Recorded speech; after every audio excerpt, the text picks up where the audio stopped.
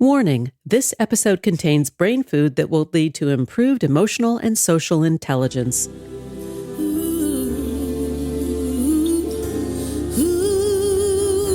Hello and welcome to More Mental Fitness by Harvesting Happiness with me, Lisa Cypers-Kamen. We are committed to delivering sound ideas for better well-being.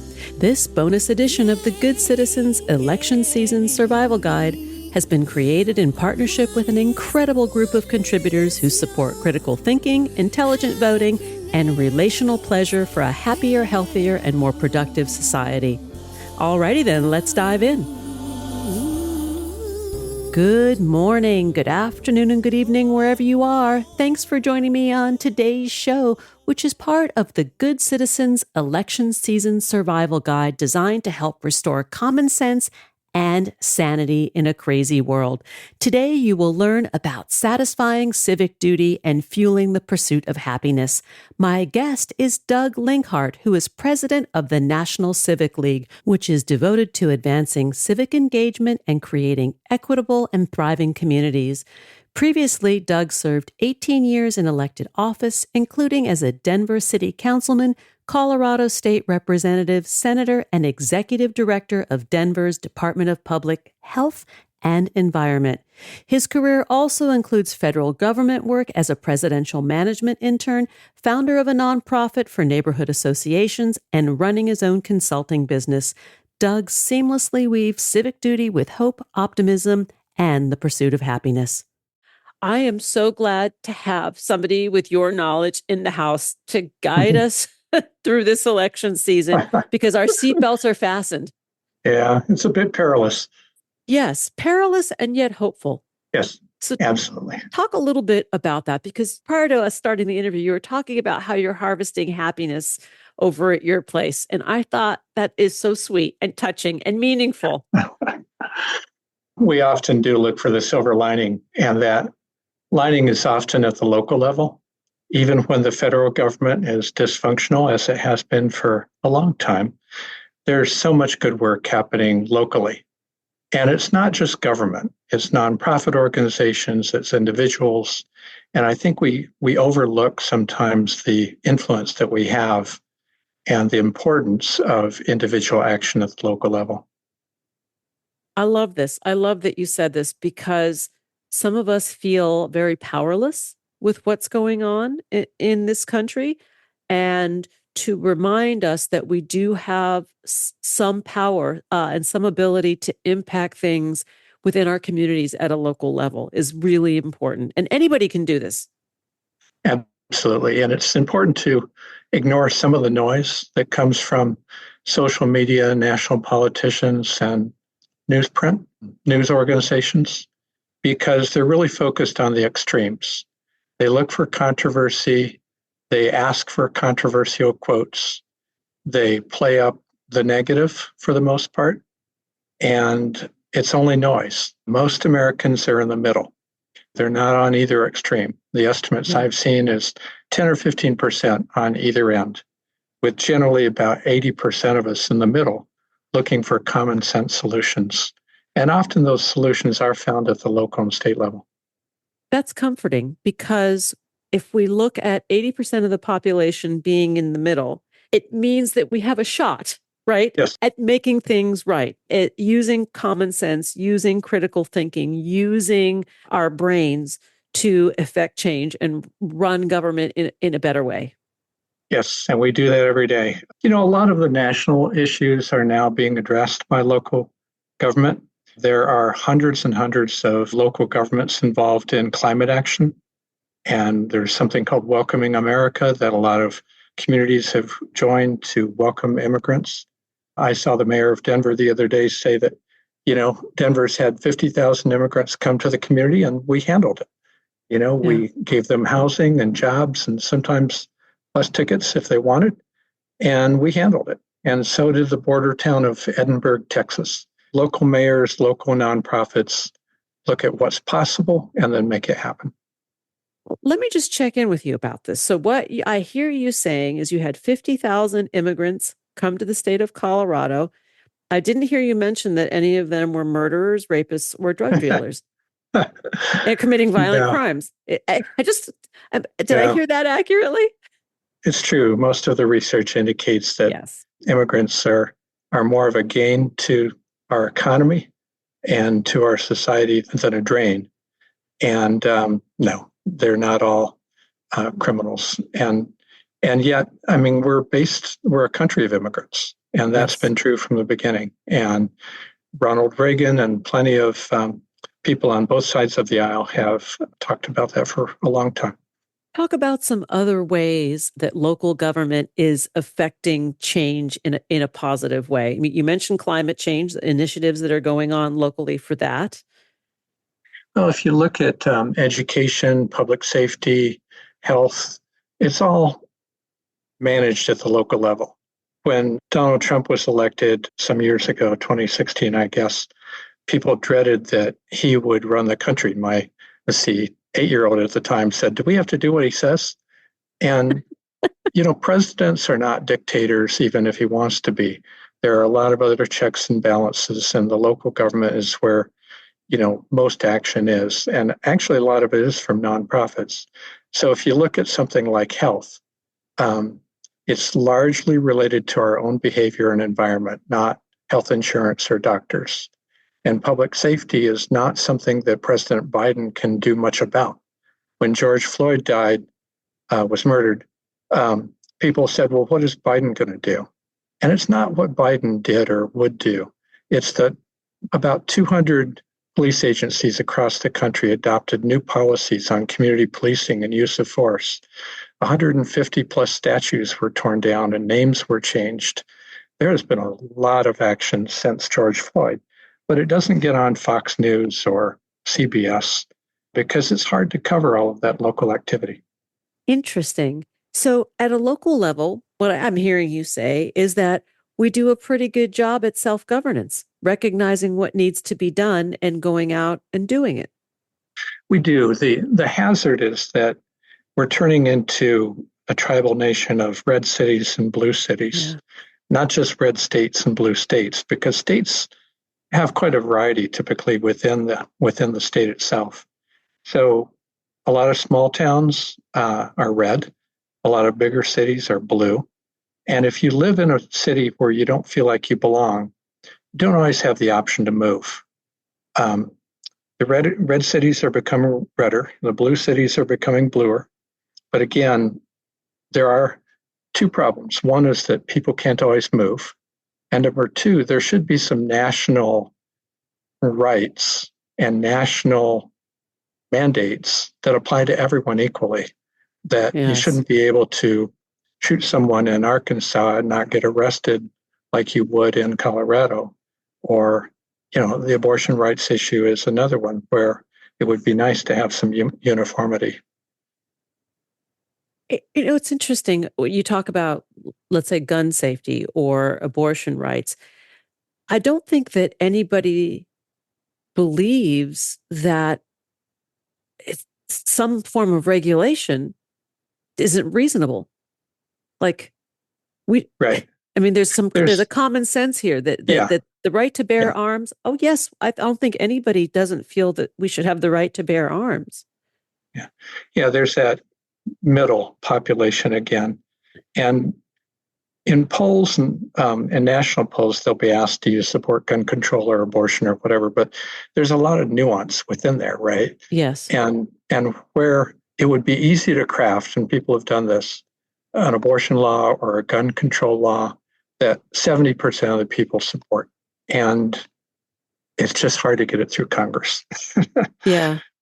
Point well taken. And I think that's something that we don't really understand, that the average person doesn't understand how hard that has become. Didn't always used to be that way. In the meantime, we are a republic. And like it or not, we were founded as a republic of states. And states do have local control to do much of what they would like to do in their own backyard. And there will always be differences among states, and there should Yes. be. It would be nice to have a better baseline nationally. We have some of that. But in the meantime, cities and states are being creative to find ways to work with federal laws you might say, get around federal laws, Navigate. navigate. And yeah, I mean, states are sometimes harsh as well. But Decatur, Georgia, when the state of Georgia said you can't tear down that Robert E. Lee statue, Decatur, Georgia said, we'll just call it a nuisance, public nuisance in our public nuisance law. They took it down in the middle of the night and melted it down to molten brass. And now they're going to make another statue of someone else. Though that's creative. That is definitely creative. And when we talk about going back to abortion laws, I don't think anybody would say, yay, I'm going to put an abortion on my to-do list today. I think people actually take it seriously, and to take away one's choice to do so doesn't make sense. You don't want one, don't have one. Like, no one's forcing an abortion on anybody. So, I mean, the sort of the common sense part of this is bewildering to many people. And I think you talking about, at the state level, controlling some of this, but as the red areas become redder and force women who find themselves in a difficult situation, how to get help. Right. Yes. And I don't want to minimize the difficulties that we have. It's very harsh that there are laws in, say, Florida, for example, where abortion is nearly impossible. Thank God for mail order pills, but still, it's dreadful. Yeah. And, if you support abortion rights, again, you can't just move out. But the activists are going to the ballot.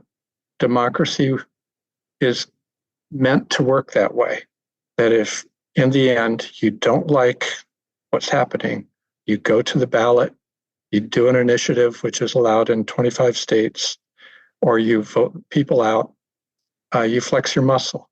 So there is a check and balance there in the electoral process. And even with gerrymandering and the courts being stacked, there are things that we can do. And most of that's happening with nonprofits and activist organizations, thank God. And we all can be citizen activists. I mean, we don't necessarily have to go out and start a nonprofit or an NGO to do this. We can do this with everyday action. Absolutely. And that's where the collective work comes in. We do a program called All America Cities, where we recognize 10 cities a year that are working collectively on problems, important issues like climate change and democracy and health equity. And government can't do it alone. And cities recognize that. So they're always reaching out to nonprofits. Oakland, California, and Alameda County did an amazing job of outreach to the homeless population during COVID. And the Black population, Latino population, they had one of the best COVID rates in the country for lack of, deaths and infections. I want to say something about that because my daughter's partner works for a nonprofit that canvasses the streets for unhoused people who are in health crisis and provides wraparound services from housing to substance abuse disorder recovery services to medical services, anything that you could need if you are ready to come from the streets can be provided. And I am so proud of him and so in awe. Yeah. And this is a young person, right? This is a 26-year-old man. Right. And that's hope to me. Yes. Yes. We're particularly fond of a program called Built for Zero that a group called Community Solutions created, which is reducing veteran homelessness and ultimately all homelessness in places like Houston and now in Denver, where the goal is to have no veterans on the street. And that's what they do, is they work person by person, holistically on a collaborative basis to help people. Amazing. This brings hope, like hearing this kind of story and having this conversation. It makes me feel less anxious. And I hope it makes our listeners feel less anxious that things, yes, they're difficult. We're going through a very unique period of time, but the checks and balances, what you're reassuring us is that things are not as horrible as they seem. Yeah. Well, ultimately, the majority does rule, and that's not always a good thing.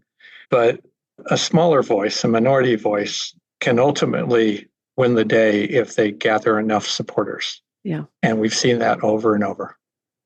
Indeed, we have. Let's take a pause. And when we come back, we will continue the conversation with my guest today, Doug Linkhart. We're talking about creating inclusiveness and equity in civic engagement. To learn more, please visit the nationalcivilleague.org, on X at National Civic, and on Facebook, National Civic League. Here comes the pause. We'll be right back. Hang on just a sec before we pause. We all know that a stable mind and body works better than one that is stressed out. We've all been there, experiencing mood swings, like getting really irritated by the simplest things, or when day-to-day career and family responsibilities spark overwhelm and a mood meltdown. Do you ever feel like your hormones could be out of whack? Like you haven't been sleeping well, been stressing a lot, craving foods you are not used to craving, or at least as much? Or maybe your skin, your hair, and even your muscles don't feel as good as you'd like. Let's talk about a game-changing mineral that can help you feel your best. Magnesium. Magnesium is an absolute must for keeping our hormones balanced and our bodies functioning optimally. I've been using magnesium supplements for years as a mood smoother to help me chill out when things get tense. Most of us aren't getting nearly enough from our diets alone, and when you're deficient in this vital mineral, it can throw your entire system out of sync. In addition to hundreds of other chemical reactions, magnesium also plays a vital role in hormonal balance, glucose metabolism, and managing symptoms across different stages of life. This makes magnesium supplementation a great support option for all ages. That's why I'm so excited to share Magnesium Breakthrough from Bioptimizers with you. This unique formula contains 7 different forms of highly bioavailable magnesium, including magnesium orotate, which is amazing for metabolic and hormonal health. It can also support hormonal health by promoting improved sleep, digestive health, and stress management. Nourish your brain and body with this all-natural, full-spectrum magnesium supplement. Bioptimizers Magnesium Breakthrough is a game changer. Go to bioptimizers.com/happiness and use promo code happiness during checkout to save 10%. Subscribe to receive great discounts, free gifts, and a monthly supply delivered to your door. And if you're not happy, there is a 365-day money-back guarantee. Check it out at bioptimizers.com/happiness and use code happiness. Your brain and body will thank you. Here comes the pause. We'll be right back. Harvesting Happiness is rooted in science. Our work facilitates applied positive psychology practices through media and consulting. We're committed to sound ideas for better well-being, leading to increased life satisfaction and a better world for everyone. We're not into pseudoscience or quick fixes. We're all about using common sense backed by rigorous research. Healthy critical thinking is the foundation for our discussions. We encourage you to challenge preconceptions and explore ideas with a curiously discerning mind. Our collaboration is united by an inclusive vision that boosts resilience, critical thinking, communication, and problem solving through civilized discourse and pleasurable relational engagement for everyone. And we're back talking with Doug Linkhart about satisfying civic duty and fueling the pursuit of happiness. Let's get back to it. So, Doug, you gave us some kernels of hope in the discussion prior about things that are happening in local government, ways that we can be more civically engaged. Let's talk about inclusiveness and how we need to address the needs of everyone, that if one group's needs in particular are being met at the expense of others, we actually don't have a workable government. Right. And that's still a problem nationwide. Cities, counties have done their best, some of them, I won't say all of them, to reach out and engage the public. In the past 20 years, nearly every city and town has some kind of civic engagement process. So that if they're replacing a bridge or if they're doing a strategic plan or a zoning issue, they reach out and they hear from people. That used to be 3 minutes at a microphone where people would have to come to city council and speak to a group that's already made its decision. But more and more, that's happening in communities, among neighbors, and with again, a lot of cities have adopted equity officers as well. So in Seattle, for example, they don't pass a budget without using an equity lens and going out and getting opinions about the equity of a particular measure. And that's happening more and more. Can I stop you right there? Because something comes to mind of Seattle is a fantastic city. The state of Washington is amazing. And they do a good job at taking care of their residents. And yet the portrayal of the state of Washington and the city of Seattle is it's some kind of, mayhem, Gotham City, crime-ridden streets, and look at what's happening here. It's out of control. And can you talk a little bit about that and sort of the media machinations that go on? I'm a bit of an armchair economist. The West Coast is popular, and therefore it's expensive. Yeah. People want to live there. And I asked a homeless advocate once, why are people, moving? Why are homeless people coming to this particular city like Denver or Seattle? It's because the same reason that all the rest of us go, is because it's a great place to live. And there are job opportunities. The problem is that the housing has gotten so expensive on the West Coast in general that we have more homeless, and supply has not kept up with demand. I think those cities are starting to get it more under control, but it's still a big issue. And it gets more publicity than it probably deserves in terms of, hysteria about these cities are terrible. Which they're not. And unsafe. They're urban war zones. I mean, Yeah. I'm sure you've heard some of the same things that I have, which I know not to be true. Yeah. Well, they're still at the top of the list in terms of places people want to move. And so, and again, it's people in nonprofits, in local governments that are helping to bring about those changes. And it's a bit of a pendulum in terms of arresting people versus doing restorative justice and other kinds of approaches, mental health approaches. But cities and towns all over the country have adopted the mental health first approach that Eugene, Oregon piloted with the CAHOOTS program, where you often send a mental health representative instead of a cop. Which is brilliant. I mean, it makes complete sense. And in terms of homelessness, from where I sit, this is a problem that is solvable, right? Where there is a will, there is a way, right? We're sitting with a glut of commercial real estate in the United States at this point. There was an article in the New York Times, I think it was last week or the week before, at these properties tanking in value and people are bailing on their mortgages. If there was a buy-in from local government as well as private developers to take some of these places and do adaptive reuse and create co-housing and create communities where people could thrive, right? It's a solvable problem. Yeah, and it's happening. I mean, Karen Bass in Los Angeles, Mayor Mike Johnson in Denver are creating tens of thousands of housing opportunities, and they're finding from the nonprofit world creative approaches like tiny homes and manufactured housing, other kinds of alternatives, converting hotels, converting commercial properties, and it's working.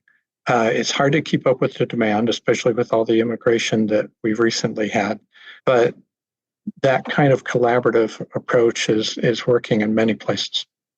And this is where you see the best of America, right? When you see this happening, you go, yes, this is amazing. I'm proud.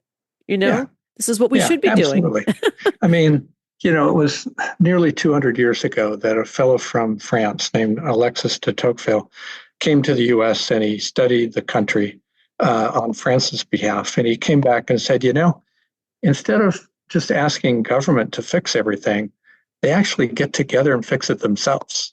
We're a country of long-lasting civic engagement where people don't wait for government to change the world. During COVID, there were hundreds of mutual aid groups that came together. Washington, D.C. had more nonprofit help than government help. People were sharing resources, they were helping each other. And a lot of that happens. And that's the silver lining, right, of these challenges. So there's another way of looking at what the cycle that we are experiencing in is the lessons learned might just be how important our localized governments are into making things happen. Yeah. Yeah. And working even outside of local government with nonprofits, with neighbors to, take action. There have been so many efforts initiated by individuals that then become adopted by a nonprofit, by government. I was in elective office for 18 years. Most good ideas come from the public. They don't come out of the heads of politicians. I'm giggling. Yeah. And they take credit. I mean, they say, this is my, Bidenomics or whatever. But it's really the public, including special interest groups, and they have too much influence. But the public in general makes a huge difference on mental health, on education. And it goes everywhere from mentoring programs to homeless programs to faith-based programs. Going back to mental health, I think in order to normalize mental health care as part of healthcare, right, we have to destigmatize it and make it part of the national conversation. I mean, it's becoming more so, but I think people are quite embarrassed to talk about having mental health issues. But the reality of it is we all will at some point in our lives. Right. Yeah. Well, and it's a wicked problem. Wicked problems are problems that are value-based where it's not easily solved. They often go back to public sentiment. And unfortunately, the public is not there yet. We're coming along, but much of the public still feels that when someone has a mental health problem, it's their own fault. Yes. That addiction is your own fault. That that a lot of these things are manufactured. Depression is not physiological. It's just something you got to get over. Unfortunately, a lot of the public is still there, so we still need to do a lot of education around issues like mental health. Well, and particularly about addiction. I mean, nobody, just like abortion, nobody puts "I want to be an addict" on their lifelong to-do list. Yeah, and obesity. I mean, public health experts only a few years ago were saying, "Oh, you just got to change your behavior." Right. It's more than that. I mean, part of all of this is behavior, but you got to catch people when they're like 5 years old. I mean, once the behavior is there, and it's an addiction or it becomes embedded, we can't just say, get over it. And also the concept that we really do need one another and we need to take care of each other, that it's not just for me, myself, and I, or my family. It's that we're actually all part of a family, right? We're all part of humanity and we have a social responsibility to one another. Yeah. Yeah. The fracturing of the American family puts us way down the happiness spectrum that I'm sure you've studied, compared to so many other countries where families still address issues in-house. But we do have families, and we have families in our communities on social media, as bad as it may be sometimes. We have networks that we create for ourselves, and sometimes they're online, and there are ways that people help each other.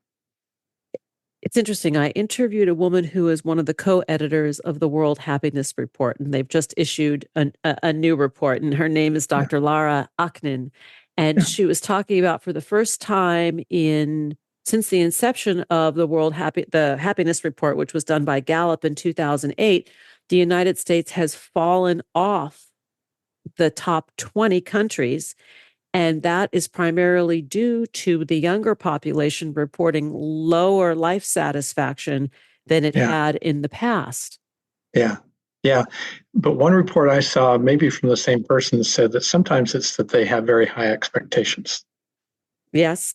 Tough We didn't get question. into that. We didn't get into the expectations, but I mean, there's several reasons why. One could be COVID, one could be the proliferation of social media and digital devices, and Yeah. yes, that they're not like the image. The kids are not like the image they see on social Yeah. media, and therefore they're unhappy. But Yeah. it used to be Yeah. that the happiest points of our lives were when we were young and when we were old, right? The U curve and in the middle Yeah. was a little dicey. Yeah. Yeah.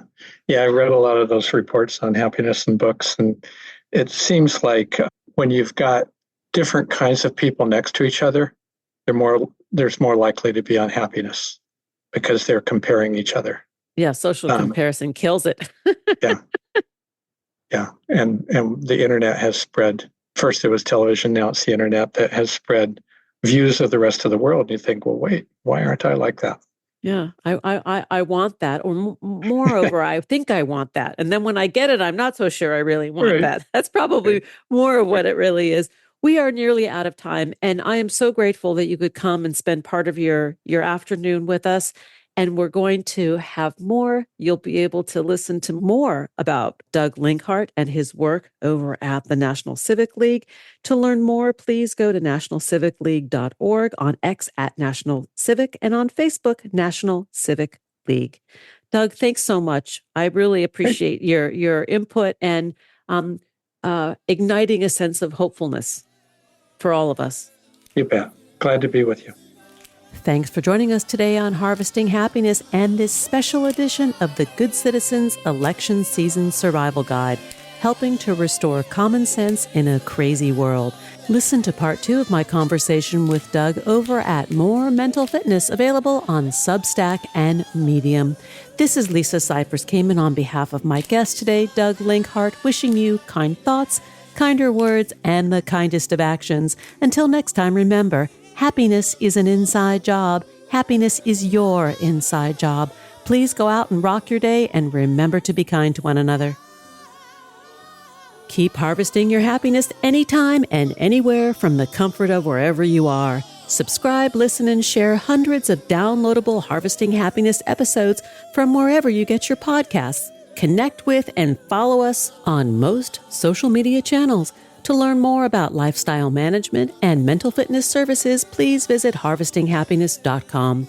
Harvesting Happiness and More Mental Fitness are produced by Lisa Cypers Kamen, Andrea Mengele, Robin Boyd, Andrea Daly, and our fantastic team at Podfly Productions, including Eric Begay, Kimberly Beck, and Alec Guess. In collaboration with TogiNet Radio, KBUU Radio Malibu, and is available on PRX, the Public Radio Exchange.